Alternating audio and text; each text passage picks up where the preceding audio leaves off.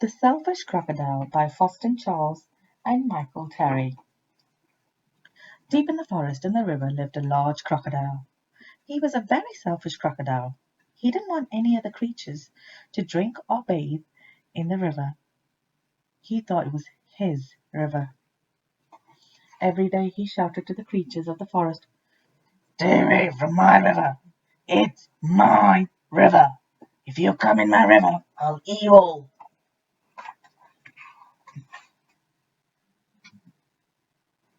So there were no fish, no tadpoles, no frogs, no crabs, no crayfish in the river. All were afraid of the selfish crocodile. The forest creatures kept away from the river as well. Whenever they were thirsty, they went for miles to drink in other rivers and streams. Every day the crocodile lay on his great big back in the sun, picking his big sharp teeth with a stick.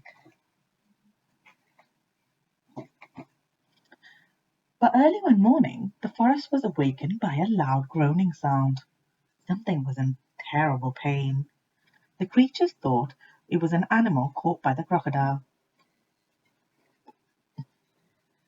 But as the sun came out brightly, they saw that it was the crocodile who was in pain. He was lying on his big back, holding his swollen jaw, and he was crying real tears. "Grrr, grrr." The creatures drew closer, but not too close.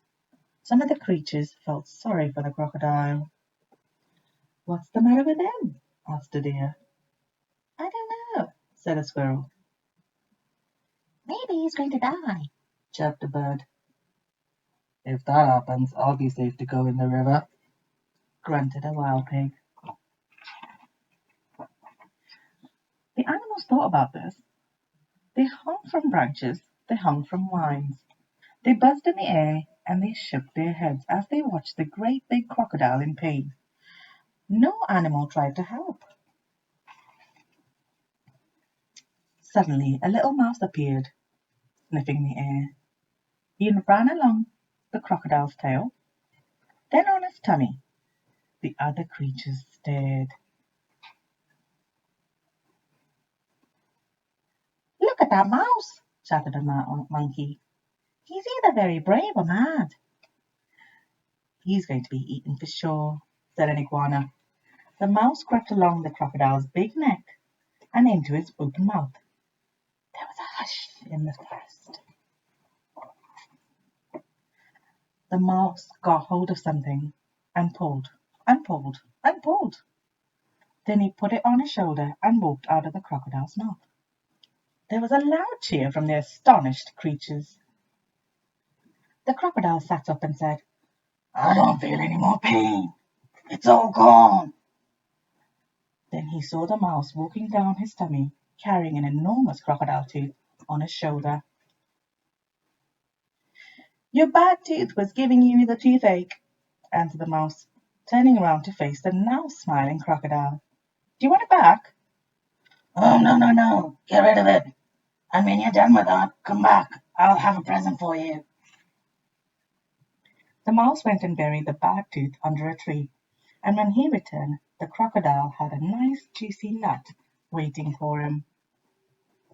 As the crocodile watched the mouse eating the nut, he said to him, "You're very clever, getting rid of my bad toothache, and kind too. I'm very grateful. So what should I do if my toothache comes back?" "Don't worry, I'll take care of your teeth," answered the mouse, nibbling. Soon the crocodile and the mouse were the best of friends. And one day the crocodile sent all the animals an invitation. "Please come to drink and bathe in the river. I won't hurt you. The river belongs to us all," he said. The creatures weren't afraid to drink and bathe in the river anymore.